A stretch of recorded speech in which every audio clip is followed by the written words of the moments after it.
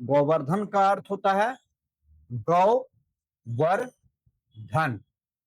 3 शब्द है, यानी गाय को वरण करना, धारण करना, तब उसके घर में धन की प्राप्ति हो जाएगी। गाय कैसी होती है? तो गाय जो होती है बहुत ही निर्मल होती है, और गाय का दूध से बहुत सारे फायदे हैं। दूध घी की नदियां भारत में कभी बहा करती थी, इसीलिए गौ रक्षा की बात आई है। हमारे साधु संतों ने गौ रक्षा की बात किया है, बड़े बड़े अभियान चलाए हैं। तो गौ से भारत को बहुत फायदा था। जब भारत में गायों की संख्या अधिक थी, तो भारत खुद निर्भर था, और ये सभी जगह लोगों को निर्यात करता था। बहुत सारी चीजें कि हमारे यहाँ से निर्यात होती थी, और ऐसा कहा जाता है कि हमारे यहाँ कभी स्वर्ण मुद्राएं जो होती थी, हमारे घर के आगे ऐसे खुले में पड़ा रहता था। सबके पास इतनी संपदाएं थी कि कोई एक दूसरे की तरफ देखता नहीं था, सब अपने अपने काम कर रहे थे।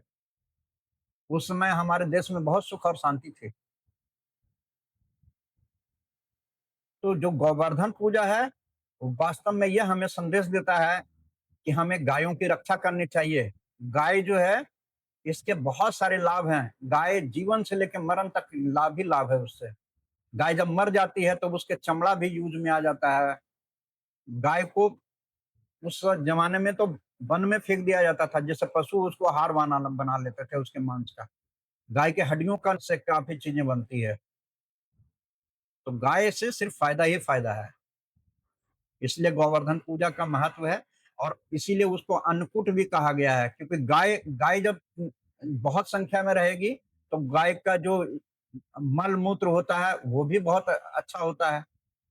उस मल मूत्र से भी हमारे जो पृथ्वी तत्व है वो पवित्र होगा, और जब पृथ्वी पवित्र होगी तो अन्न जल की वर्षा होगी, अन्न अन्न भी अच्छा आएगा।